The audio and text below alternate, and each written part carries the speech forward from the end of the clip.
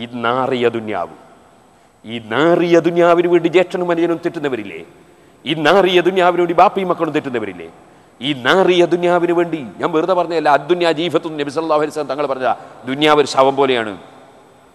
അത് ഉപയോഗിക്കേണ്ടതിന് ഉപയോഗിക്കണം, ഉപയോഗിക്കേണ്ടതുപോലെ ഉപയോഗിക്കണം, അല്ലെങ്കിൽ കടുത്ത ശവമാണത്.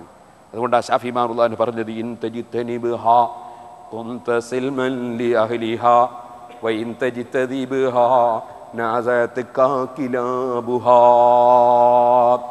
നീ ദുന്യാവിനെ അമിതമായി സ്നേഹിക്കാതെ ആഖിറത്തിന് പ്രസക്തി നൽകിക്കൊണ്ട് നീ ബിസിനസ് നടത്തിക്കോ, ജോലിയെടുത്തോ, പണം സമ്പാദിച്ചോ, കുഴപ്പമില്ല. അങ്ങനെ നിന്റെ മനസ്സിൻ്റെ അടിത്തട്ടിനെ പൂജിക്കാൻ പോണ്ട. ആ നിലക്ക് നീ അതിനെ അങ്ങ് മാറ്റി നിർത്തിയാൽ നീ എല്ലാവർക്കും സംതൃപ്തിയുള്ളവനും സന്തോഷമുള്ളവരുമാണ്.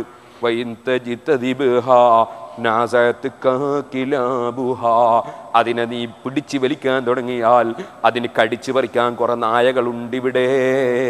ശവം കടിച്ചു പറിക്കുന്ന കുറെ നായകളുണ്ടിവിടെ. ഇമാം ഷാഫിഈ റളിയല്ലാഹു അൻഹുവിൻ്റെ വാക്കാണ്. സ്വന്തം കുടുംബങ്ങൾ തമ്മിൽ പണത്തിൻ്റെ പേരിൽ തെറ്റുന്നവരെത്രയാണ് സുഹൃത്തുക്കളെ. ഈ താഴ്ന്ന ദുന്യാവിന് വേണ്ടി സ്വന്തം ബാപ്പയുടെയും ഉമ്മയുടെയും മക്കൾ തെറ്റാൻ പറ്റുമോ? കുടുംബത്തിൻ്റെ ഭദ്രത തകർക്കാൻ പറ്റുമോ? അയൽവാസികൾക്കിടയിൽ പിണങ്ങാൻ പറ്റുമോ? ഇപ്പോൾ ഞാൻ അതിലേക്ക് കടക്കുന്നില്ല. ഒരിക്കലും തന്നെ മറ്റൊരുത്തൻ്റെ ഹക്ക് കൈവശത്തിൽപ്പെടുത്തി ജീവിക്കരുത്. അത് വലിയ അപകടമാണ്. ഖിയാമത്ത് നാളിൽ പടച്ച റബ്ബിൻ്റെ മുമ്പിൽ നമ്മളെ ചോദ്യം ചെയ്യപ്പെടുമ്പോൾ കോടിക്കണക്കിന് ജനങ്ങളെ മുമ്പിൽ ഹബീബായ നബി സല്ലല്ലാഹു അലൈഹി വസല്ലം തങ്ങളെ മുമ്പിൽ, മുഴുവൻ അമ്പിയാക്കൾ, ഔലിയാക്കൾ, സാലിഹീങ്ങളെ മുന്നിൽ, മുഴുവൻ ഇമാമിങ്ങളെ മുന്നിൽ, നമ്മളെ മരിച്ചുപോയ ബാപ്പൻ്റെ മുന്നിൽ, മരിച്ചുപോയ ഉമ്മാൻ്റെ മുന്നിൽ, സുബ്ഹാനല്ലാഹ്, എൻ്റെ അനുജൻ്റേത് ഞാൻ തട്ടിയെടുത്താൽ, എൻ്റെ ജ്യേഷ്ഠൻ്റേത് ഞാൻ തട്ടിയെടുത്താൽ, എൻ്റെ കുടുംബത്തിൻ്റേത് ഞാൻ തട്ടിയെടുത്താൽ, എൻ്റെ അയൽവാസിയുടേത് ഞാൻ തട്ടിയെടുത്താൽ, എൻ്റെ മുതലാളിയുടേത് തട്ടിയെടുത്താൽ, എൻ്റെ തൊഴിലാളിയുടേത് തട്ടിയെടുത്താൽ, ആരുടേത്, എൻ്റെ ഭാര്യൻ്റെത് തന്നെയാണെങ്കിലും ഞാൻ തട്ടിയെടുത്താൽ, ഹബീബായ നബി സല്ലല്ലാഹു അലൈഹി വസല്ലം തങ്ങളെ മുന്നിൽ എന്നെ വിചാരണ ചെയ്യുമ്പോൾ ഞാൻ അവിടെ കുടുങ്ങിയില്ലേ? പടച്ച റബ്ബേ, അങ്ങനെ ഒരു കുടുക്ക് ഞങ്ങൾക്ക് ആർക്കും നീ തന്നേക്കരുത് റഹ്മാനെ. അതിനുള്ളൊരവസരം ഞങ്ങളെ ജീവിതത്തിൽ നീ തന്നേക്കരുത് റഹ്മാനെ. കുറച്ചൊക്കെ വിട്ടുവീഴ്ചയോടെ ജീവിച്ചോ, എല്ലാവരും സന്തോഷത്തോടെ ജീവിച്ചോ, നല്ല മനസ്സോടെ ജീവിച്ചോ. അതോടുകൂടെ പറയട്ടെ, ബാപ്പമാര് പോലും ശ്രദ്ധിക്കണം, മക്കളെ തമ്മിൽ തെറ്റിക്കാൻ പാടില്ല. ഒരു ബാപ്പ മക്കളെ തമ്മിൽ തെറ്റിക്കുമോ എന്ന് നിങ്ങൾക്ക് സംശയം ഉണ്ടാകും. ഇയാളൊരു ഉപ്പാപ്പ അയാളെ സ്വത്ത് എന്ത് ചെയ്തു എന്ന് വെച്ചാൽ ഒരു മകനെ കെട്ടു കൊടുത്തു. ഒരു മകന്, കുറേ മക്കളുണ്ട്, ഒരു മകന് കൊടുത്തു. അതോടുകൂടി ബാക്കിയുള്ള മക്കളൊക്കെ ഈ മകനെതിരായിപ്പോയി. അതിൻ്റെ പിൻതലമുറയിലൊക്കെ പ്രശ്നമാണ്. ഉപ്പാപ്പ ആ ചെയ്ത കാര്യത്തിൻ്റെ ശേഷമുള്ള പിൻതലമുറയിലൊക്കെ പ്രശ്നമാണ്. കുടുംബങ്ങൾ മുഴുവൻ തെറ്റാ. വാസ്തവത്തിൽ ഈ ഉപ്പാപ്പ എന്തിനാ ഈ ഒരു മകന് മാത്രം കൊടുത്തത്? അതിലെ ഈ പ്രശ്നം ഉണ്ടാക്കി. നമ്മൾ മക്കളോട് വിവേചനം കാണിക്കാൻ പാടില്ല. കൊടുക്കുമ്പോൾ എല്ലാ മക്കളും കൊടുത്തേക്കാം, ഒരുപോലെ കൊടുത്തേക്കാം. വിവേചനം കാണിക്കാൻ പാടില്ല. വിവേചനം കാണിച്ചാൽ അതിൻ്റെ മുസീബത്ത് നമ്മൾ തന്നെ സഹിക്കണം, കബറിന്ന് സഹിക്കേണ്ടി വരും. മക്കൾ തമ്മിൽ തെറ്റായിരിക്കും, മക്കൾ അങ്ങോട്ടും ഇങ്ങോട്ടും അസൂയായിരിക്കും, അങ്ങോട്ടും ഇങ്ങോട്ടും എതിർപ്പായിരിക്കും. ബാപ്പാനുള്ള സ്നേഹം മറ്റു മക്കൾക്ക് നഷ്ടപ്പെടും. അതുകൊണ്ടാണ് നുഅ്മാൻ ഇബ്നു ബശീർ റളിയല്ലാഹു അൻഹുവിന് ബാപ്പ സ്വത്ത് കൊടുത്തു. നുഅ്മാൻ റളിയല്ലാഹുവിൻ്റെ ഉമ്മ പറഞ്ഞു, മോനെ അത് വാങ്ങണ്ടാറ്. അതിൻ്റെ വേറെയും മക്കളുണ്ട് എൻ്റെ ബാപ്പാക്ക്. അത് എന്നിൽ മാത്രമല്ല, വേറെ ഭാര്യമാരിലും മക്കളുണ്ട്, അവർക്കൊന്നും കൊടുക്കാതെ എൻ്റെ ഭാര്യ മാത്രം കൊടുക്കേ, അത് പറ്റൂല. സുബ്ഹാനല്ലാഹ്, നമ്മളെ നാട്ടിലെ പെണ്ണുങ്ങളാണെങ്കിലോ 2 ഭാര്യയിൽ മക്കളുണ്ടെങ്കിൽ എൻ്റെ ഉള്ളത് തീർത്തും എൻ്റെ പേര് തന്നെ ആക്കണമെന്നല്ലേ പറയാ. ഈ മഹദി, അതാ അള്ളാഹുവിൻ്റെ റസൂൽ സല്ലല്ലാഹു അലൈഹി വസല്ലം നടത്തിയ തസ്കിയത്തിൻ്റെ പവർ. ആ മഹദി പറയുന്നത് വാങ്ങണ്ട, റസൂൽ സല്ലല്ലാഹു നിങ്ങളോട് ചോദിച്ചിട്ട് വാങ്ങിയാൽ മതി. അതേ ഭർത്താവിനെ തന്നെ പറഞ്ഞേക്കുകയാണ് റസൂൽ സല്ലല്ലാഹു നിങ്ങളോട് ചോദിക്കാൻ. ഭർത്താവ് പോയിട്ട് വിവരം പറഞ്ഞപ്പോൾ ചോദിക്കുന്നു, ബഷീറേ, നിനക്ക് വേറെയും മക്കളില്ലേ? ഉണ്ട്. ആ മക്കളും നിനക്ക് ഗുണം ചെയ്യണോ നീ ആശിക്കുന്നില്ലേ? ഉണ്ട്. എന്നാ ബഷീറേ, നീ കൊടുത്തത് തിരിച്ചു വാങ്ങിക്കോ, വിവേചനം വേണ്ട. സുഹൃത്തുക്കളെ, എല്ലാ സ്ഥലത്തും ദീനിൻ്റെ നിയമങ്ങളുണ്ടത് പാലിക്കാൻ ശ്രമിക്കണം. മക്കൾക്ക് ബാപ്പ കൊടുത്താൽ തിരിച്ചു വാങ്ങാൻ പറ്റുമെന്നാണ് നിയമം. ഇരിക്കട്ടെ, ഞാനിപ്പോൾ അതിലേക്ക് കടക്കുന്നില്ല. അതേ സ്വന്തം ബാപ്പ ഒരാൾക്ക് മാത്രം സ്വത്ത് കൊടുത്തപ്പോൾ അതിൻ്റെ പേരിൽ കുടുംബബന്ധം മുറിഞ്ഞുപോയി. കുടുംബബന്ധം മുറിക്കുക എന്ന് വല്ലാത്തൊരു സംഗതിയാണ്, ചെറിയ സംഗതിയല്ല. അറഫ ദിവസം അസറിൻ്റെ ശേഷം നബി സല്ലല്ലാഹു അലൈഹി വസല്ലമയുടെ വിപുലമായ സദസ്സ്, സഹാബത്തൊക്കെ ഇരിക്കുന്ന സദസ്സ്, നബി സല്ലല്ലാഹു അലൈഹി വസല്ലമ തങ്ങൾ പറഞ്ഞു, നിങ്ങളിൽ ആരെങ്കിലും കുടുംബബന്ധം മുറിക്കുന്നവർ, കുടുംബവുമായി തെറ്റുള്ളവരുണ്ടെങ്കിൽ എൻ്റെ സദസ്സിന്ന് എഴുന്നേറ്റ് പോകണേ. സുബ്ഹാനല്ലാഹ്, ദുആ ചെയ്യുന്നതിന് മുമ്പ് എഴുന്നേറ്റ് പോകണം കുടുംബബന്ധം മുറിക്കുന്നവർ. അതിനാണത് പറഞ്ഞത്. അതേ ഒരാൾ എഴുന്നേറ്റങ്ങ് പോയി സ്വന്തം ഉമ്മയുടെ സഹോദരിയുമായി സംസാരിച്ച് തിരിച്ചു വന്നു. നബി സല്ലല്ലാഹു അലൈഹി വസല്ലം തങ്ങൾ അദ്ദേഹത്തോട് ചോദിച്ചു, എവിടെ പോയി? ഉമ്മയുടെ സഹോദരിയുടെ സമീപത്ത് പോയി തിരിച്ചു വന്നതാണ്. അവിടുന്ന് പറഞ്ഞു, ഞാനങ്ങനെ പറയാൻ കാരണം ദുആ ചെയ്യുന്ന സദസ്സിൽ കുടുംബബന്ധം മുറിക്കുന്നവനുണ്ടെങ്കിൽ ആ സദസ്സിൽ ദുആക്ക് ഉത്തരം കിട്ടൂല. അറഫ ദിവസമാണ്, അസറിൻ്റെ ശേഷമാണ്, സഹാബത്ത് ആമീൻ പറയുന്ന സദസ്സാണ്. നബി സല്ലല്ലാഹു അലൈഹി വസല്ലം തങ്ങൾ പ്രാർത്ഥിക്കാൻ പോവുകയാണ്. പക്ഷേ കുടുംബബന്ധം മുറിക്കുന്നവനെ സദസ്സെന്ന് ഒഴിവാക്കുകയാണ്. ഓ സുഹൃത്തേ, റമദാനായിട്ടും കുടുംബത്തിൽ ആരെങ്കിലുമായി തെറ്റി ജീവിക്കുന്നവനുണ്ടെങ്കിൽ അതിപ്പോൾ തന്നെ വിളിച്ച് നന്നാകണേ. അവിടെ സ്റ്റാറ്റസ് നോക്കണ്ട. അല്ലാഹുവാണ് നിനക്ക് തരുന്നവനെന്ന് നീ ഉറപ്പിക്കൂ, അള്ളയാണ് തടയുന്നവനെന്ന് ഉറപ്പിക്കൂ, അവനാണ് രാജാവെന്നുറപ്പിക്കൂ. ആ ഉറപ്പോടുകൂടെ നമ്മൾ ജീവിക്കുമ്പോൾ ആരാണ് നമുക്ക് അഭിമാനം തരേണ്ടവൻ, ആരാണ് നമുക്ക് സ്ഥാനം തരേണ്ടവൻ, ആരാണ് നമുക്ക് കഴിവ് തരേണ്ടവൻ, ആരാണ് നമുക്ക് ഇസ്സത്ത് തരേണ്ടവൻ, ആരാണ് നമുക്ക് എന്തും തരേണ്ടവൻ? അല്ലാഹുവല്ലേ. ആ റബ്ബിനെ സ്നേഹിച്ചും അവനിൽ അർപ്പിച്ചും അല്ലാഹുവിന് വേണ്ടി ജീവിതം നയിക്കൂ. അവിടെയാണ് മനുഷ്യന്റെ ജീവിതത്തിന്റെ വിജയം കേട്ടോ. ഹറാമുകൾ ജീവിതത്തിൽ കൊണ്ടുവരാതെ, ഹറാമുകൾ ജീവിതത്തിൽ പെട്ടുപോകാതെ ജീവിക്കണം. മറ്റൊരുത്തൻ്റെ ഹക്ക് കയ്യിലാകാതെ ജീവിക്കണം. സുബ്ഹാനല്ലാഹ്, മുതലാളിമാരുടേത് കട്ടെടുക്കുന്ന എത്ര തൊഴിലാളികളാണ്. ജോലി എടുത്തിട്ട് സുബ്ഹാനല്ലാഹ് ജോലിക്ക് കൃത്യമായി വേതനം കൊടുക്കാതെ എന്ത് ചെയ്യാനാണ്? കഫാലത്ത് മാറാൻ കഴിയൂല, ജോലിക്ക് വേറെ പോകാൻ കഴിയൂല. അപ്പൊ പിന്നെ രണ്ടാമതിങ്ങി ഷാർജയിൽ ഇറങ്ങാൻ പറ്റാത്ത വിധത്തിലേ മുതലാളി ചെയ്യുള്ളൂ. അതുകൊണ്ട് മുതലാളിമാരുടെ കൂടെ സഹിച്ച് ശമ്പളം കിട്ടിയില്ലെങ്കിലും വേദനിച്ച് തൊഴിലെടുക്കുന്ന എത്ര തൊഴിലാളികളുണ്ട്. മോനെ, ദഅവത്തുൽ മദ്ലൂം, മർദിദന്റെ ദുആക്കും അല്ലാഹുവിൻ്റെയും ഇടയ്ക്ക് ഒരു മറയുമില്ല കേട്ടോ. നീ വലിയ മുതലാളിയായിരിക്കാം, പക്ഷേ നിന്റെ അടുക്കൽ തൊഴിലെടുക്കുന്ന തൊഴിലാളി റബ്ബിൻ്റെ അടുക്കൽ വലിയ സ്ഥാനമുള്ളവനാകാം. ഒരു സ്ഥാനവും ഇല്ലെങ്കിൽ തന്നെ അവൻ്റെ വേതനം കൃത്യമായി കൊടുക്കാതെ നീ പിടിച്ചു വെച്ചാൽ അവൻ മർദിതനാണ്. മർദിതന്റെ ദുആക്ക് ഇജാബത്താണ്. ഒരുപക്ഷേ നിന്റെ ജീവിതത്തിൽ നീ അനുഭവിച്ചില്ലെങ്കിലും നിന്റെ മക്കളുടെ ജീവിതത്തിലെങ്കിലും നാശം വന്നു പോകും കേട്ടോ. മറ്റൊരുത്തൻ്റെ ഹക്ക് നമ്മളെ കൈവശത്തിലാകാതെ ജീവിക്കാൻ കഴിയണം. നബി സല്ലല്ലാഹു അലൈഹി വസല്ലമ തങ്ങൾ പറഞ്ഞു, അന്നുംരിഹി ഫീമാ അഫ്നാ, അവനവൻ്റെ ആയുസ്സുകാലം എങ്ങനെ നശിപ്പിച്ചു എന്ന് റബ്ബിൻ്റെ അടുക്കൽ ചോദ്യമുണ്ട്. അത് ചോദിക്കാതെ ഒരൊറ്റ മനുഷ്യൻ്റെയും കാല് നീക്കി വെക്കാൻ സാധ്യമല്ല. വഅൻ ശബാബിഹി ഫീമാ അബ്ലാ, രണ്ടാമത് പറഞ്ഞു യുവത്വം എങ്ങനെ നശിപ്പിച്ചു എന്ന് ചോദ്യമുണ്ട്. യുവാക്കളെ, നമ്മളാണ് ആവേശത്തോടെ സുന്നത്ത് നിസ്കാരം വർദ്ധിപ്പിക്കേണ്ടത്, നമ്മളാണ് ഖുർആനോത്ത് വർദ്ധിപ്പിക്കേണ്ടത്, നമ്മളാണ് സദഖ വർദ്ധിപ്പിക്കേണ്ടത്, നമ്മളാണ് ദീനീ പ്രവർത്തന രംഗത്ത് സജീവമാകേണ്ടത്. യുവത്വത്തിലല്ലേ മനുഷ്യന് കഴിവുള്ളത്. അല്ലാഹു നമുക്ക് തന്ന ഡ്യൂട്ടി ഇബാദത്തല്ലേ. പുണ്യകർമ്മം ചെയ്യലല്ലേ, അത് ചെയ്യാൻ ആവശ്യമായ ജീവിതം വേണം. അതുകൊണ്ട് തൊഴിലെടുത്തോ, ബിസിനസ് നടത്തിക്കോ, പക്ഷേ ഒരു ഇബാദത്തും നഷ്ടപ്പെടുത്തിക്കൂടാ, ഒരു സുബഹിയും ഖളാക്കിക്കൂടാ.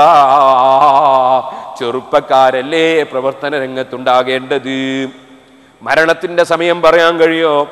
2-3 ദിവസം മുമ്പ് തൃശ്ശൂർ ജില്ലയിലെ അതേ നാട്ടിക അബൂബക്കർ ഹാജി, അല്ലാഹു അദ്ദേഹത്തിൻ്റെ ഖബർ സന്തോഷത്തിലാക്കട്ടെ, ഞാൻ സോനാപൂരിൽ ചെന്ന് അദ്ദേഹത്തിൻ്റെ മയ്യിത്ത് നിസ്കരിച്ചു. അബൂദാബിയിൽ നിന്ന് ഒരുപാട് സേവനം ചെയ്തൊരു വ്യക്തിയാണ് അദ്ദേഹം. പക്ഷേ അദ്ദേഹം നാട്ടിലേക്ക് ജോലിയിൽ നിന്ന് പിരിഞ്ഞു പോയിട്ട് കൊല്ലങ്ങളായി. പക്ഷേ അള്ളാഹു അദ്ദേഹത്തിന് സമയം നിശ്ചയിച്ചത് അജ്മാനിലാണ്. അദ്ദേഹം ഒരാവശ്യത്തിന് ഇവിടെ വന്നപ്പോൾ പരിശുദ്ധ റമദാനിലെ ആദ്യത്തെ ദിവസങ്ങളൊന്നും കുഴപ്പമില്ല. ഒരു ദിവസം അതാ രാത്രി അദ്ദേഹം മരണപ്പെട്ടുപോയി.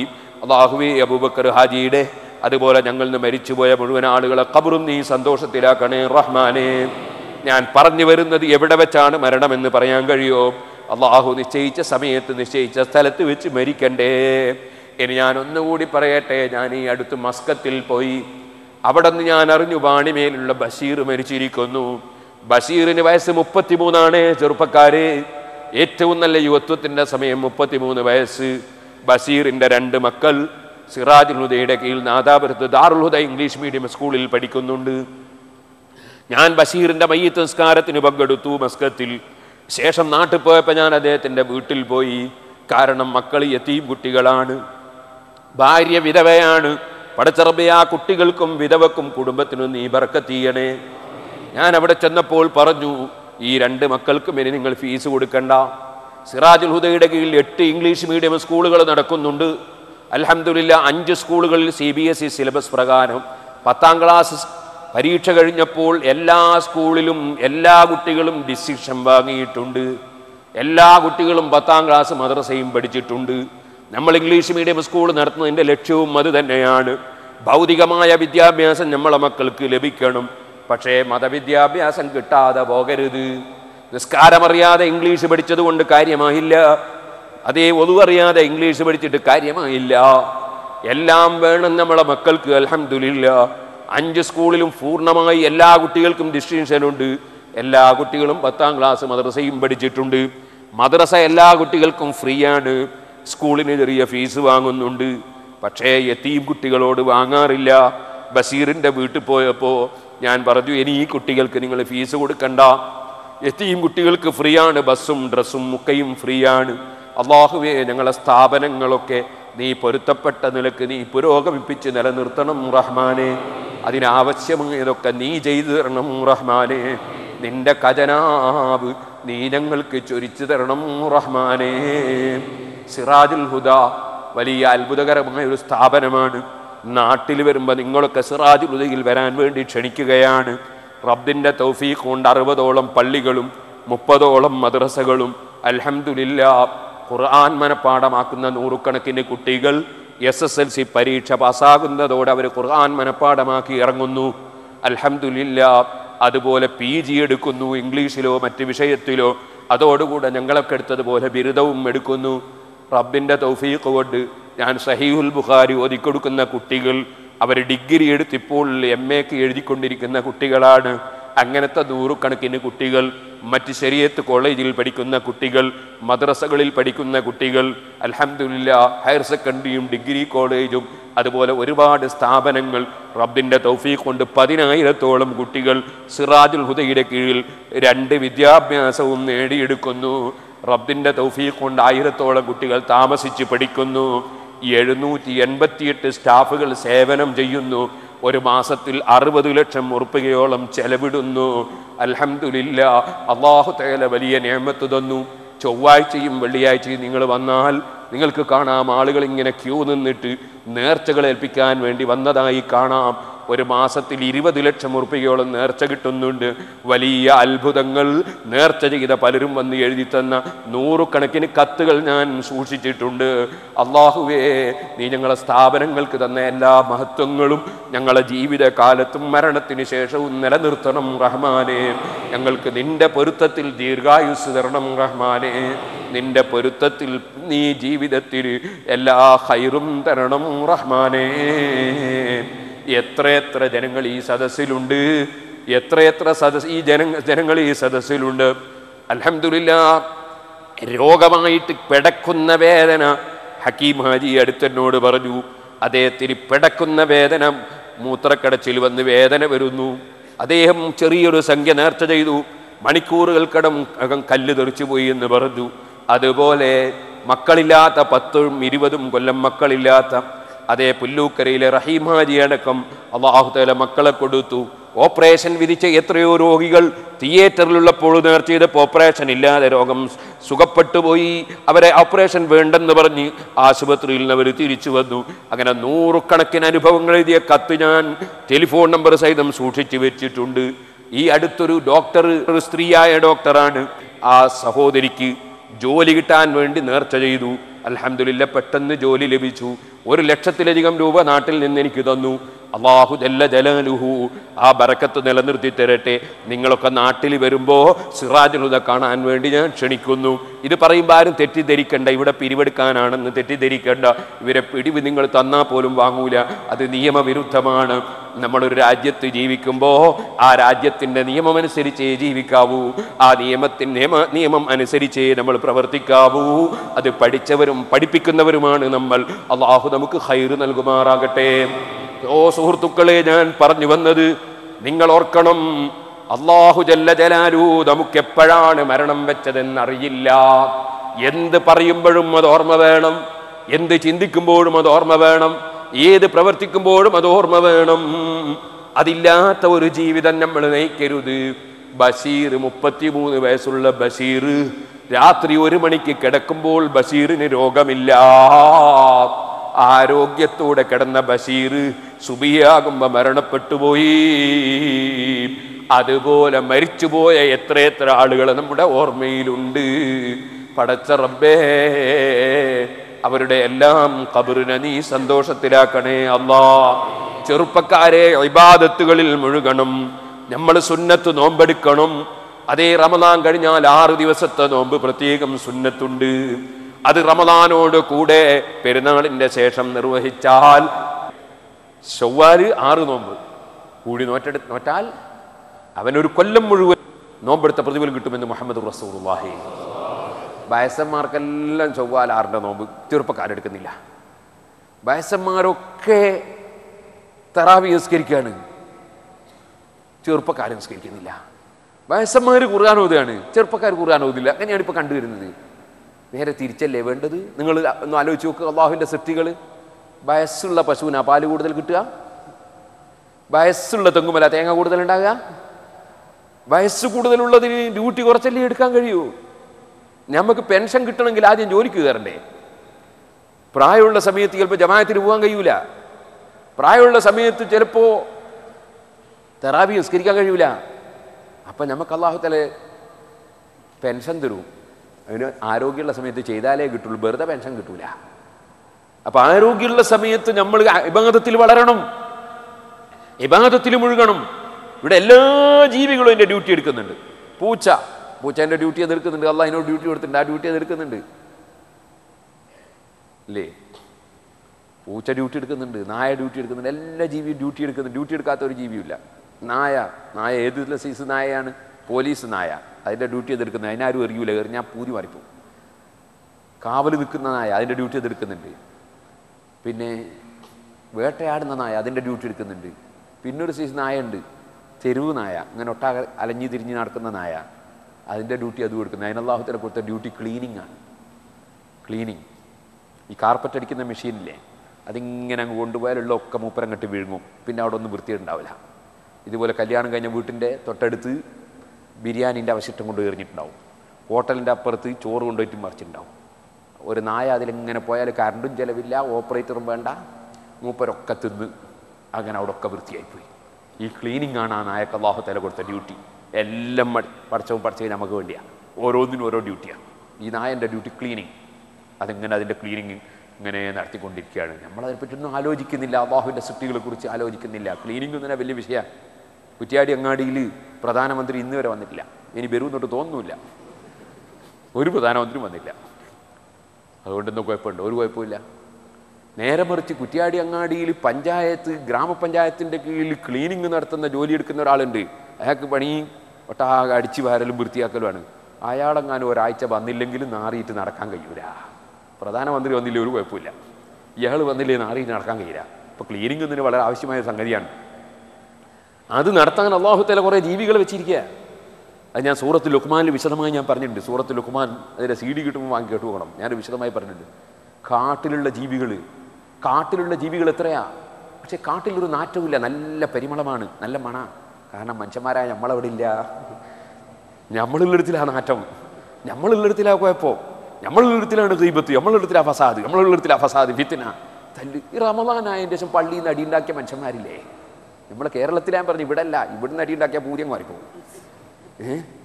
അല്ലേ? കേരളത്തിൽ റമളാനായതിൻ്റെ ശേഷം തമ്മിൽ അടിയുണ്ടാക്കിയിട്ട് പോലീസ് സ്റ്റേഷനിൽ പോയില്ലേ നമ്മളെ സമുദായം? എന്നിട്ട് അവിടെയുള്ള പോലീസുകാരായ ഉദ്യോഗസ്ഥന്മാർ അവർ നമ്മളോട് ചോദിക്കല്ലേ, നിങ്ങൾ ഈ ഗ്രൂപ്പും വഴക്കും ഉണ്ടാക്കിയിട്ട് കുഴപ്പമുണ്ടാക്കിയിട്ട് നിങ്ങൾ ഈ റമളാനിൽ തല്ലുണ്ടാക്കിയിട്ട് വരികയാണോ എന്ന് പോലീസ് ഉദ്യോഗസ്ഥന്മാർ ചോദിക്കുന്ന രംഗത്തേക്ക് നമ്മുടെ സമുദായം മതപ്പതിച്ചു പോയില്ലേ സഹോദരന്മാരെ? നമുക്കെന്തേ വിശാലമായൊരു മനസ്സുണ്ടായിക്കൂടെ? നമുക്ക് ഹൈറായ കാര്യങ്ങൾക്ക് മുഴുവനും ഒന്ന് സഹകരിച്ചൂടെ? നല്ലതിന് സഹകരിക്കുക, ബെടക്കിന് സഹകരിക്കണ്ട.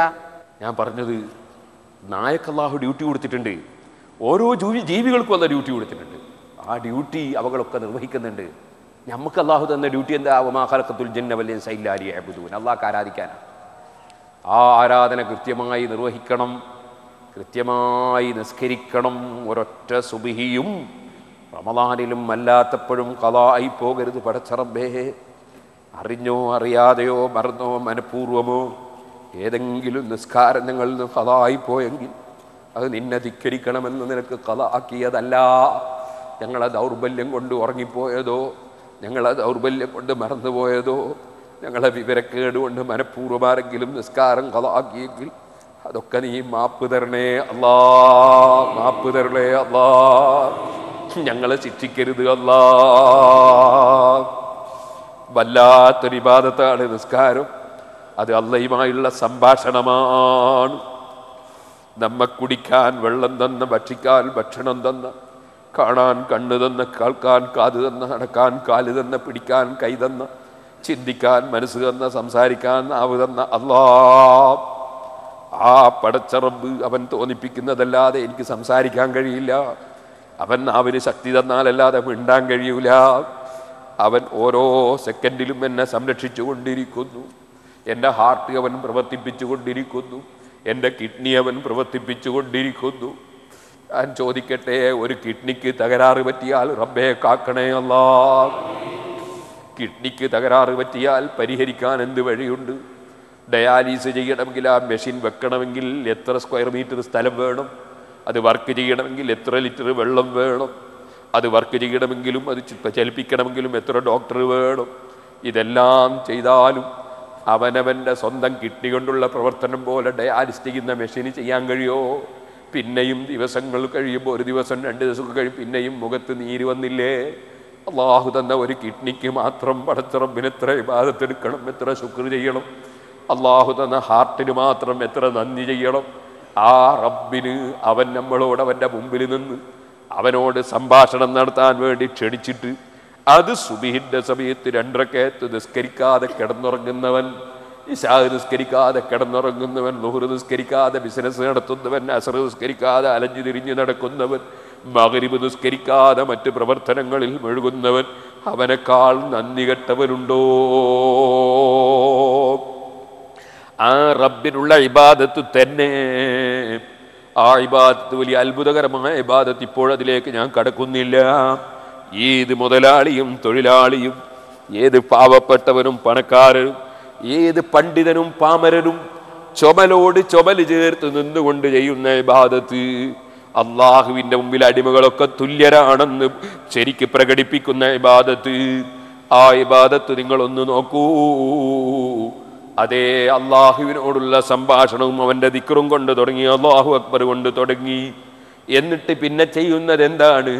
അവസാനം എല്ലാവർക്കും സലാം പറഞ്ഞ് പിരിയുകയാണ്. അസ്സലാമു അലൈക്കും വറഹ്മത്തുള്ളാഹ്.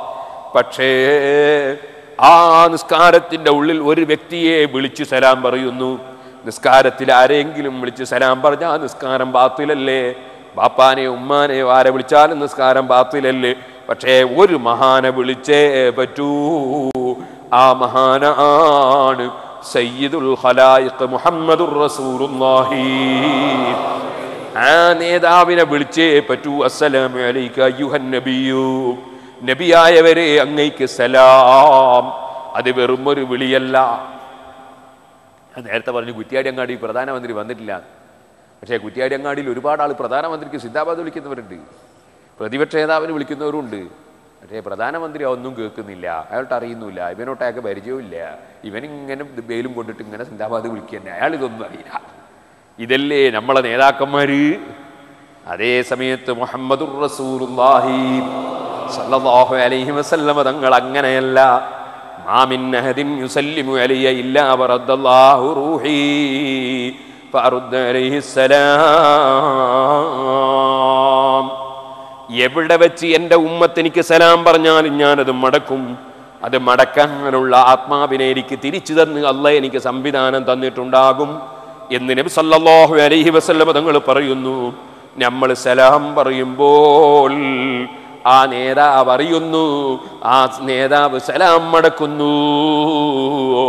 മുഴുവൻ ആളുകൾക്കും ഒരേ സമയത്ത് എങ്ങനെ മടക്കുമെന്ന സംശയം നിങ്ങൾക്കില്ലല്ലോ. സംശയത്തിനിപ്പോൾ അവകാശമില്ലല്ലോ. ഞാൻ ഇന്നലെ ഇവിടെ സെയ്ത്തിൽ വയത് കഴിഞ്ഞിട്ട് വരികയാണ്. അപ്പോൾ ഷാർജയിലെത്തണം. അപ്പോൾ വഴി മനസ്സിലാക്കാൻ വേണ്ടി നമ്മളെ കൂടെ ഉള്ള അയാൾ മെല്ലെ മൊബൈൽ ഫോൺ റെഡിയാക്കി അവിടെ വെച്ച്. പിന്നെ ഇങ്ങനെ പറഞ്ഞു തരാണ്, 100 മീറ്റർ എത്തുമ്പോൾ വലത്തോട്ട് തിരിയണം, പിന്നെ 200 മീറ്റർ എത്തുമ്പോൾ ഇടത്തോട്ട് തിരിയണം. ഇതിങ്ങനെ വഴി പറഞ്ഞു തരാണ്. ആരായി പറഞ്ഞു തരുന്നത്? ഈ പറഞ്ഞു തരുന്നത് ഒരു ശിഷ്യനാ. ആരാ ശിഷ്യൻ? ഒരു വലിയ പണ്ഡിതൻ്റെ ശിഷ്യൻ. ആ പണ്ഡിതൻ എവിടെ? സാറ്റലൈറ്റാണ്. അത് അങ്ങ് വളരെ മേലെ നിൽക്കുന്നൊരു ഉപകരണം. ആ ഉപകരണത്തിൽ നിന്ന് പിടിച്ചെടുത്ത് ഈ ശിഷ്യൻ ഇങ്ങനെ പറഞ്ഞു തരാ. അത് നമുക്ക് മാത്രമല്ല, അത് പറഞ്ഞു തരുന്നത് നമുക്ക് മാത്രമല്ല, അതേപോലെ നൂറുകണക്കിന് കാറിൽ ഓരോരുത്തരും പറ്റിയിട്ട് ഓരോരുത്തരും വഴി പറഞ്ഞു കൊടുക്കുന്നുണ്ട്. എല്ലാവർക്കും വിവരം കൊടുക്കുന്നുണ്ട്. അതേ സമയത്ത് തന്നെ ലോകത്തിൻ്റെ വിവിധ ഭാഗത്തു നിന്ന് ചോദിക്കുന്നുണ്ട്, അവിടെ ഒക്കെ വിവരം പറഞ്ഞു കൊടുക്കുന്നുണ്ട്. മുഴുവൻ നെറ്റ് മുഖേന മുഴുവൻ വിവരങ്ങളും ഈ മൊബൈൽ പറയാണ്. ഞാൻ എൻ്റെ ഫോണിൽ പൈസ ഉണ്ടോ നോക്കാൻ വേണ്ടിയിട്ട് സ്റ്റാർ അടിച്ച് 1 2 1 അടിച്ച് ഹാഷ് അടിച്ച് ഓക്കെ അടിച്ച് ഇപ്പോൾ പറഞ്ഞ് അതാ 85 ദിർഹം ബാക്കിയുണ്ട്. അതെന്നെ അബുദാബിയിൽ നിന്ന് അടിക്കുന്നവരും പറഞ്ഞു കൊടുക്കുന്നുണ്ട്, അവൻ്റെ പൈസ എത്രയാണ് ബാക്കി. അതെന്നെ റാസൽ ഖൈമയിൽ ഒട്ടാകെ പറഞ്ഞു കൊടുക്കുന്നുണ്ട്. ഇങ്ങനത്തെ ഉപകരണങ്ങൾ പടക്കുന്ന റബ്ബിന് നബി സല്ലല്ലാഹു അലൈഹി വസല്ലം തങ്ങൾക്ക് എവിടുന്ന് ഉമ്മത്തുകൾ സലാം പറഞ്ഞാലും അത് മടക്കാനുള്ള കഴിവ് കൊടുക്കുന്നത് അത്ഭുതകരമാണോ സുഹൃത്തുക്കളെ? അല്ലാഹുവിന് കഴിയാത്ത കാര്യങ്ങളുണ്ടോ? ഇന്നല്ലാഹ അലാ കുല്ലി ഷൈഇൻ ഖദീർ. അപ്പം നേതാവായ മുഹമ്മദുർ റസൂലുള്ളാഹി സല്ലല്ലാഹു അലൈഹി വസല്ലം, ആ റസൂലുള്ളാഹി സല്ലല്ലാഹു അലൈഹി വസല്ലമ തങ്ങൾ അവിടുന്ന് സലാം മടക്കുന്നു.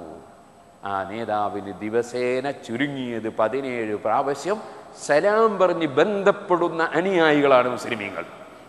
അപ്പോൾ അനുയായികളോട് ഇങ്ങോട്ട് സലാം മടക്കി ബന്ധപ്പെടുന്ന നേതാവാണ് മുഹമ്മദുർ റസൂലുള്ളാഹി. നിങ്ങൾ ഓർക്കണം, ആ റസൂൽ സല്ലല്ലാഹു അലൈഹി വസല്ലം തങ്ങളോട് സ്നേഹമില്ലാത്തവൻ മൂമിനാവോ? ആ റസൂൽ സല്ലല്ലാഹു അലൈഹി വസല്ലം തങ്ങളെ വിളിച്ച് 5 നേരം സലാം പറയാൻ പറഞ്ഞിട്ട് അതിന് സലാം പറയാത്തവൻ പിന്നെ അവന് നമ്മൾ സലാം പറയണോ? അതുകൊണ്ട് ആ പണ്ഡിതന്മാർ പറഞ്ഞു നിസ്കരിക്കാത്തവന് സലാം പറയേണ്ടതില്ല. കാരണം നബി സല്ലല്ലാഹു അലൈഹി വസല്ലം സലാം പറയാൻ അല്ലാഹ് പറയാം നമ്മളോട്, സല്ലിമൂ തസ്ലീമ, നിങ്ങൾ റസൂലുള്ളാഹി സ്വല്ലല്ലാഹു അലൈഹി നിങ്ങൾക്ക് സലാം പറയണമെന്ന് ഖുർആൻ. നമ്മളെ നാട്ടിലൊരു ചങ്ങായി നിസ്കാരത്തിൽ റസൂലുള്ളാഹിക്ക് സലാം പറഞ്ഞാൽ കാഫറായി പോകുന്നത്. അയാൾ അത് മാത്രമല്ല പറഞ്ഞു, ദുഹർ കരിച്ചാലും നരകത്ത് കിടക്കും, മഗ്‌രിബ് കരിച്ചാലും നരകത്ത് കിടക്കുമെന്നും പറഞ്ഞിന്. അയാളൊരു അതിനൊന്നും തെളിവില്ലാന്ന്. പിന്നെ നോക്കുമ്പോൾ അയാൾക്കും തെളിവില്ലാണ്ടാകുക ചെയ്തത്. അള്ളാഹിൻ്റെ ഖുർആൻ ദുർവ്യാഖ്യാനം ചെയ്യുന്നവർ, ഖുർആനെ സംബന്ധിച്ച് അല്ലാഹു തആല ഖുർആനിൽ പറഞ്ഞിട്ടുണ്ട്. ഖുർആൻ അതേ ഖുർആൻ അല്ലാഹു തആല മോഡലുകൾ പറയുന്നത് ചിന്തിക്കാൻ വേണ്ടിയാണ്. പക്ഷെ ആ ചിന്ത എങ്ങനെയായിരിക്കണമെന്ന് അറിയാം നിങ്ങൾ? നബി സല്ലല്ലാഹു അലൈഹി വസല്ലം തങ്ങൾ പഠിപ്പിച്ചതിനെ ആസ്പദമാക്കി ചിന്തിക്കണം. അള്ളാഹുവിൻ്റെ റസൂലിനെ തള്ളിയിട്ട് ഖുർആൻ ചിന്തിക്കാൻ പറ്റൂല. വഅൻസൽനാ ഇലൈക ദിക്റ ലിതുബയ്യിന ലിന്നാസി മാ നുസില ഇലൈഹിം വലഅല്ലഹും യതഫക്കറൂൻ. നബി സല്ലല്ലാഹു അലൈഹി വസല്ലം വിശദീകരണം അതില്ലാതെ ഖുർആൻ മനസ്സിലാകൂല. അതോടുകൂടെ ചിന്തിക്കണം എന്നാ പറഞ്ഞത്. പക്ഷെ ആ ചിന്ത ആര് ചിന്തിക്കണം? ആ ചിന്ത ആര് ചിന്തിക്കണം? ഏതെങ്കിലും ഒരു തോന്നിവാസം ചിന്തിച്ചാൽ പറ്റൂല. നബി സല്ലല്ലാഹു അലൈഹി വസല്ലം തങ്ങൾ എന്ത് പ്രവർത്തിച്ചു, എന്ത് പഠിപ്പിച്ചു നോക്കണം. അവിടുത്തെ സഹാബത്ത് എന്ത് പ്രവർത്തിച്ചു, എന്ത് പഠിപ്പിച്ചു നോക്കണം. അങ്ങനെ ചിന്തിക്കാൻ കഴിവുള്ളവരാരാണ്? അത് ഖുർആൻ തന്നെ പറയുന്നു, വതിൽകൽ അംസാലു നദ്രിബുഹാ ലിന്നാസ്. പരിശുദ്ധ ഖുർആനിൽ മോഡലുകൾ പറഞ്ഞ് ജനങ്ങൾക്ക് വേണ്ടിയാണ്. ലഅല്ലഹും യതഫക്കറൂൻ, അവർ ചിന്തിക്കാൻ വേണ്ടിയാണ്. പക്ഷേ അതേ റബ്ബ് തന്നെ മറ്റൊരു സ്ഥലത്ത് സൂറത്തുൽ അങ്കബൂത്തിൽ പറയുന്നു, വതിൽകൽ അംസാലു നദ്രിബുഹാ ലിന്നാസി വമാ യഖിലുഹാ ഇല്ലൽ ആലിമൂൻ. ഖുർആൻ പറയുന്ന മോഡലുകൾ ചിന്തിച്ച് മനസ്സിലാക്കാൻ ആലിമീങ്ങൾക്കേ കഴിയൂ, തികഞ്ഞ പണ്ഡിതന്മാർക്കേ കഴിയൂ. അതാണ് സുഹൃത്തുക്കളെ ഇമാം അഹ്മദ് ഇബ്നു ഹംബൽ, ഇമാം ഷാഫി, ഇമാം മാലിക്, ഇമാം അബൂ ഹനീഫ റളിയല്ലാഹു അൻഹും അത്തരത്തിലുള്ള പണ്ഡിതന്മാർ, ആ മഹാന്മാരായ പണ്ഡിതന്മാർക്ക് മാത്രമേ, അതുപോലെ അവരെ പിന്തുടരുന്നവർക്ക് മാത്രമേ ഖുർആൻ മനസ്സിലാക്കാൻ കഴിയൂ. അതാണ് ഖുർആൻ പറഞ്ഞത്, വമാ യഖിലുഹാ ഇല്ലൽ ആലിമൂൻ. തികഞ്ഞ പണ്ഡിതന്മാർക്കല്ലാതെ ഖുർആൻ മനസ്സിലാകൂല. ഖുർആൻ എടുത്തു വെച്ചിട്ട് സുബ്ഹാനല്ലാഹ്, ളുഹ്ർ നിസ്കാരം വേണ്ടെന്ന് പറഞ്ഞവൻ, മഗ്രിബ് നിസ്കാരം വേണ്ടെന്ന് പറഞ്ഞവൻ, അല്ലാഹുവിന്റെ റസൂലിന് സലാം പറഞ്ഞാൽ കാഫിറായി പോകുമെന്ന് പറഞ്ഞവൻ, അവൻ ഖുർആൻ ഗ്രഹിച്ചവനല്ല. അല്ലാഹുവിന്റെ ഖുർആനിൽ യാ അയ്യുഹല്ലദീന ആമനൂ സല്ലു അലൈഹി വസല്ലിമു തസ്ലീമാ, നബി തങ്ങളെ പേരിൽ സ്വലാത്ത് ചൊല്ലണേ, സലാം പറയണേ.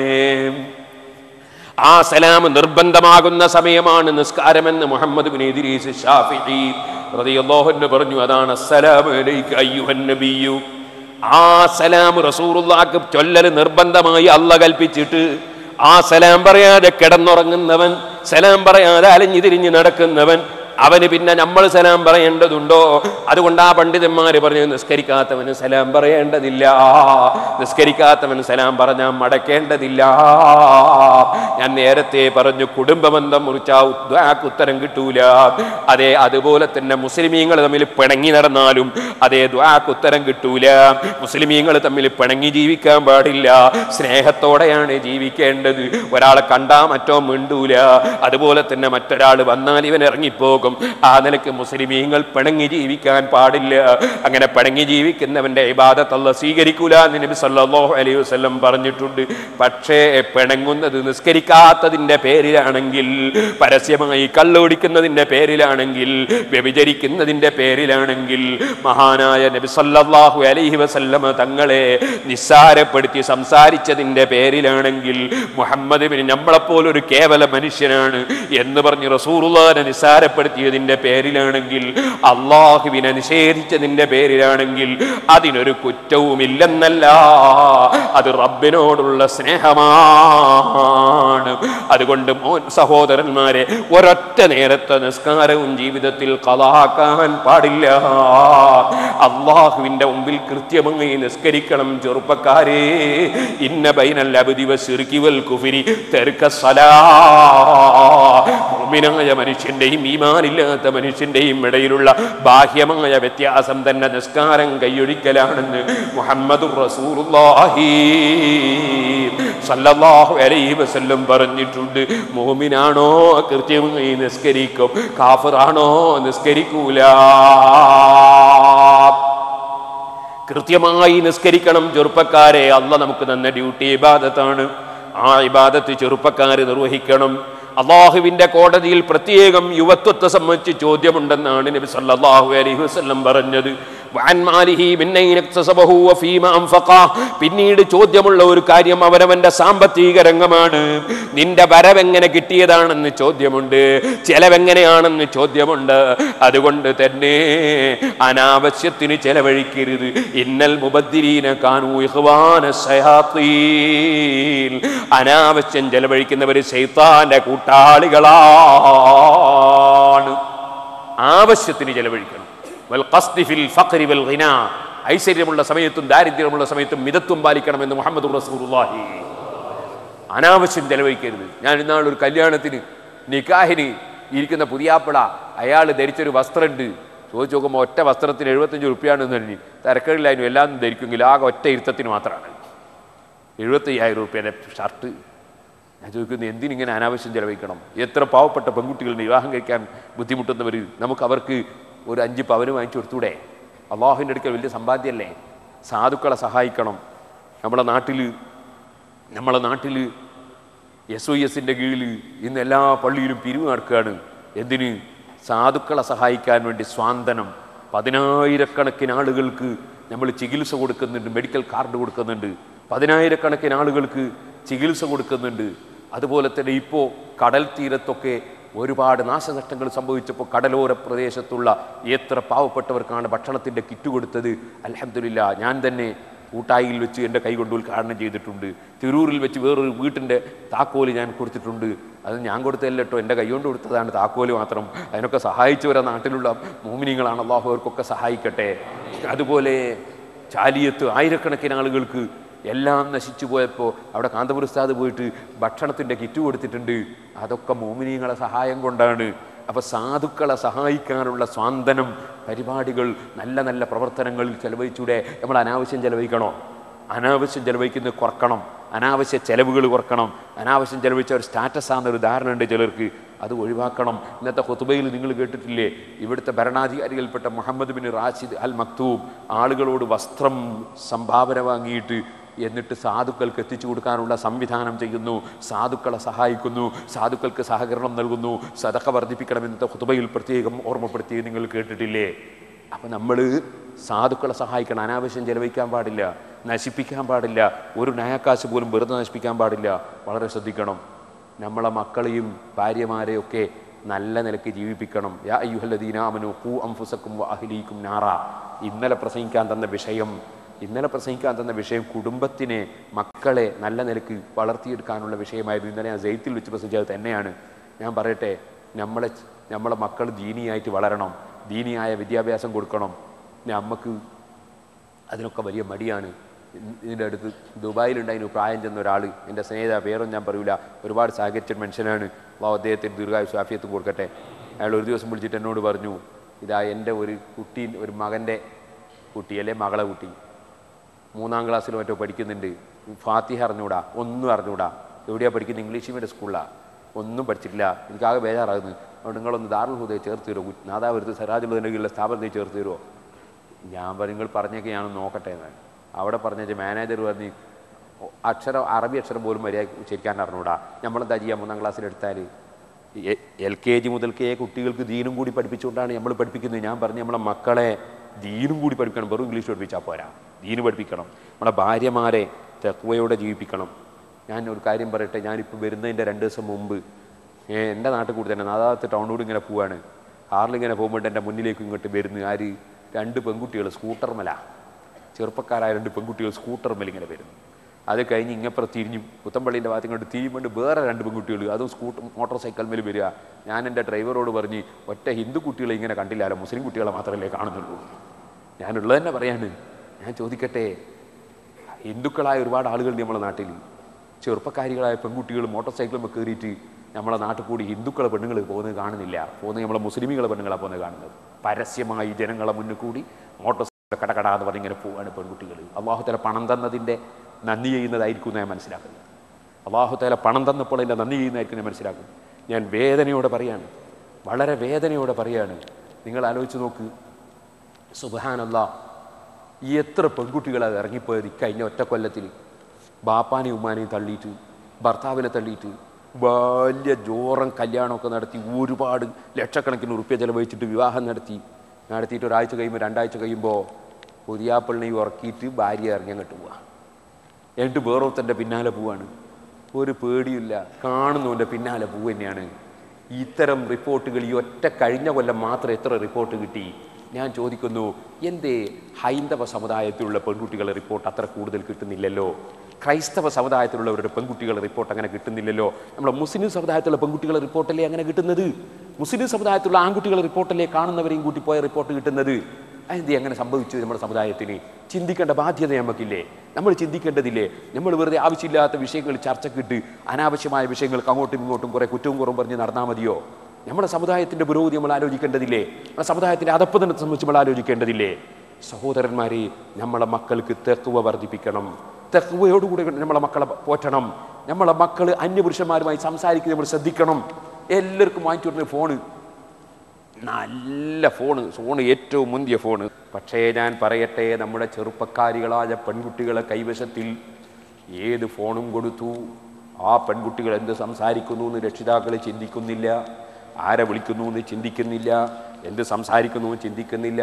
കുറച്ച് ദിവസം കഴിയുമ്പോൾ പോറ്റി വളർത്തിയ മക്കൾ ഒരു നന്ദിയുമില്ലാതെ ഇറങ്ങിപ്പോവുകയാണ്. ബാപ്പനെയും ഉമ്മനെയും ധിക്കരിച്ച്, കുടുംബത്തെ ധിക്കരിച്ച് ഇറങ്ങിപ്പോവുകയാണ്. ഭർത്താക്കന്മാരെ തട്ടിമാറ്റിയിട്ട് ഇറങ്ങിപ്പോവുകയാണ്. ഈ ഒരവസ്ഥാവിശേഷം നമ്മുടെ മുസ്ലിം പെൺകുട്ടികൾക്കല്ലേ കൂടുതൽ കാണുന്നത്. ഈ ഒരവസ്ഥാവിശേഷം മുസ്ലിം ആൺകുട്ടികൾക്കല്ലേ കാണുന്നത്. അതിൻ്റെ കാരണം പൈസയും പണവും അല്ല തന്നപ്പോൾ നന്ദികേട് കാണിക്കുന്നതല്ലേ സുഹൃത്തുക്കളെ. അതിന് പകരം